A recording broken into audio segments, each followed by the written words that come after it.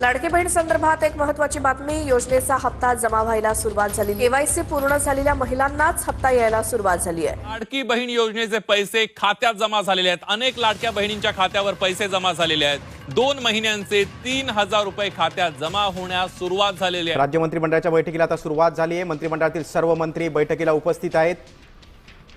लाडक्या बहिणीचे पुढचा हप्ता त्याची काय प्रोसेस सुरू आहे सध्या आणि ती कधीपर्यंत मिळेल काय असं 24 तारखेपासून आम्ही जो महिन्याचा हप्ता आहे तो देण्याची सुरुवात ही केलेली आहे।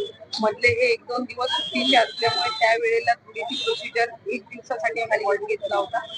आजपासून पुन्हा एकदा साधारणपणे पुढच्या 3-4 दिवसाच्या कालावधीमध्ये ज्या काही लाभार्थी आहेत लाडक्या बहीण योजनेचे त्यांच्या खात्यामध्ये थेट जो लाभ आहे महिन्याचा हा पोहोचवण्यात येईल। काही त्याचबरोबर जर आपण बघितलं तर लाडक्या बहिणीची तुम्ही हप्ता सुरुवात झाली आपण सगळ्यांनी माहिती घेतली असेल तर त्यावेळेलाच जो दर महिन्याचा हप्त्याचा निधी आहे 1400 कोटीचा हा विभागाला प्राप्त झालेला आहे आणि याला साधारणपणे आता 10 ते 15 दिवस झालेले आहेत। त्याच्यामुळे दुसऱ्या कुठल्याही विभागाचा निधी हा महिला व बालविकास विभागाला लाडक्या बहीण योजनेला देण्यात आलेला नाहीये।